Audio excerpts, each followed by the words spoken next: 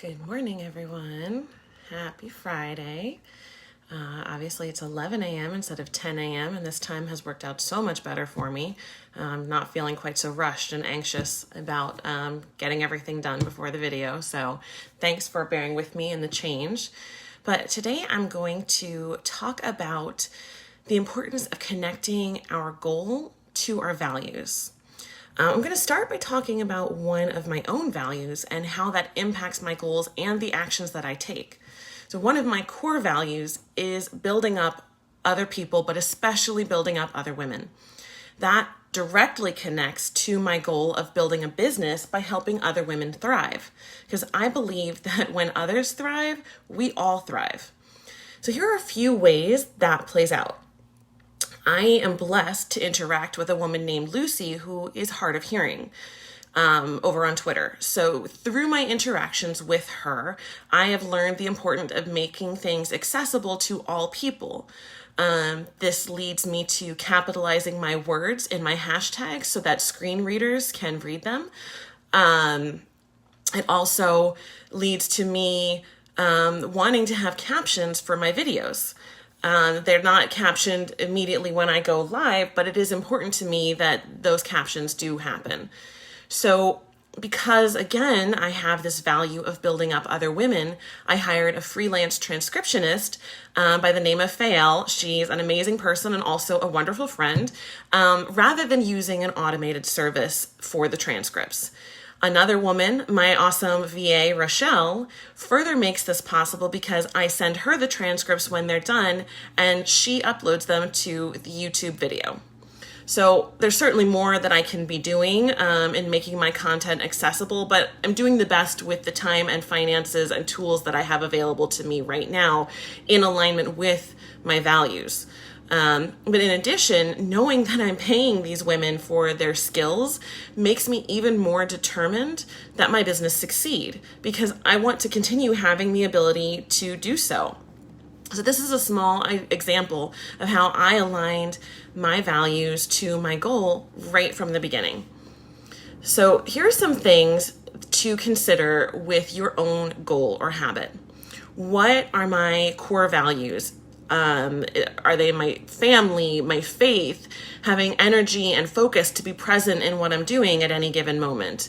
How does this goal of whatever I'm trying to accomplish, maybe a habit that I'm trying to establish, how does this impact my values? So if my value is my family, how does this goal impact my family? How's it going to play out for them?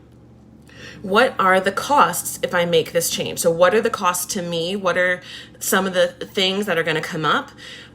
What are the costs to my family if that's one of my values? What are the costs to my time? What are the costs to decisions that I'm going to have to make to maybe eliminate other things from my schedule in order to make this new habit work? What are the costs if I make this change? What are the costs if I stay the same? I mean, what is happening? What's going on with me that I want to make this change? If it's something like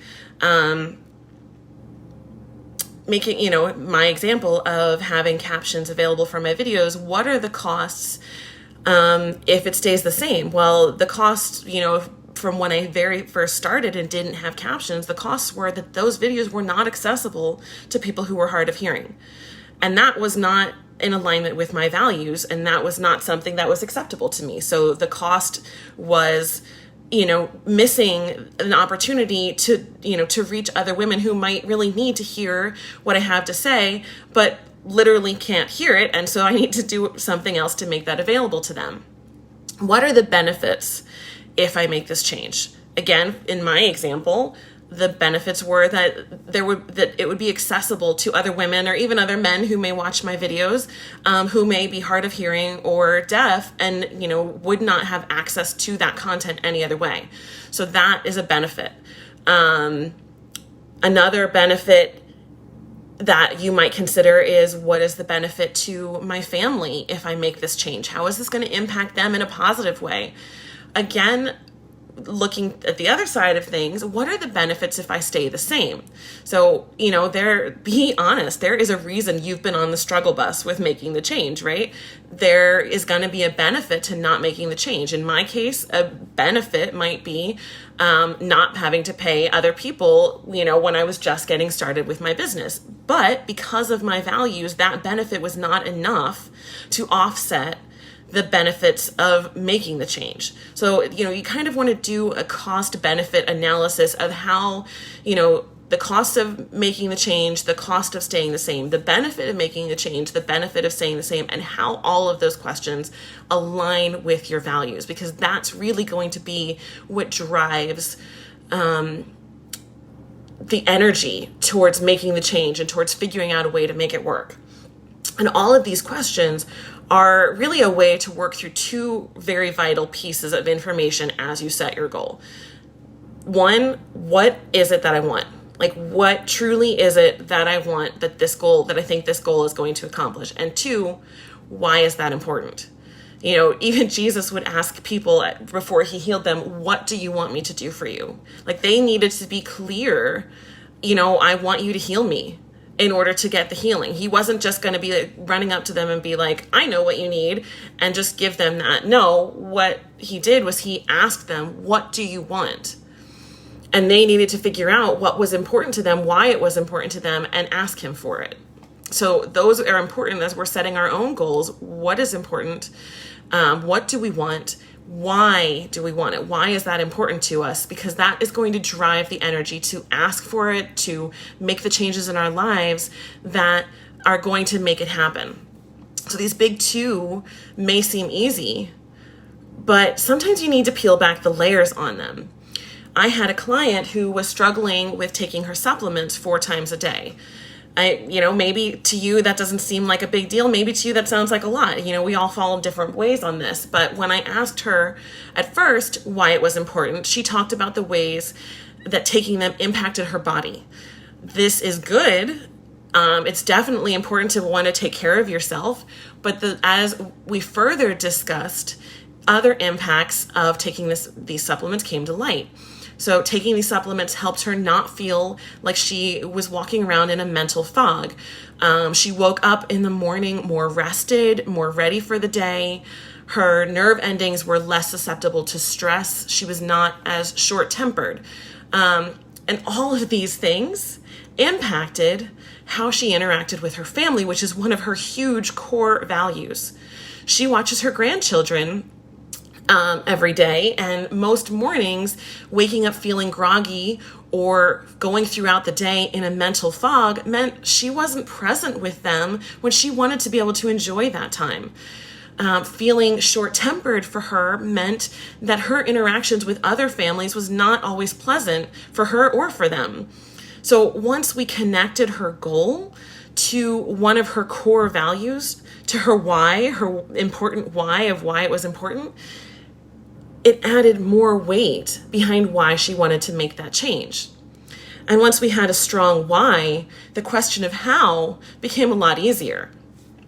She realized how important it was not only to herself, but to her family that she treasures, that she started consistently taking care of herself.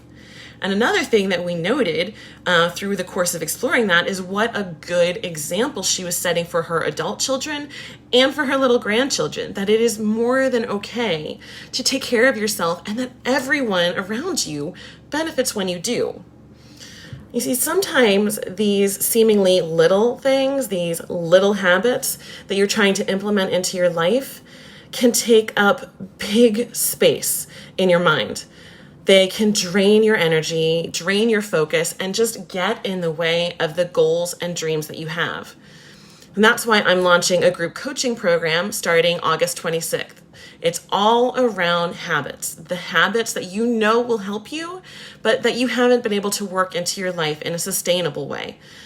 I know from a personal experience how much headspace this takes up when you feel like you should do something, but it just doesn't happen. Shoulding all over ourselves does not help anyone, but sometimes there's a goal that you really desire to have in your life that aligns with your values and you're just struggling to make it work. And that is what I want you to help you accomplish. My goal is to help you work through all the real life obstacles and also the thought patterns that are getting in your way.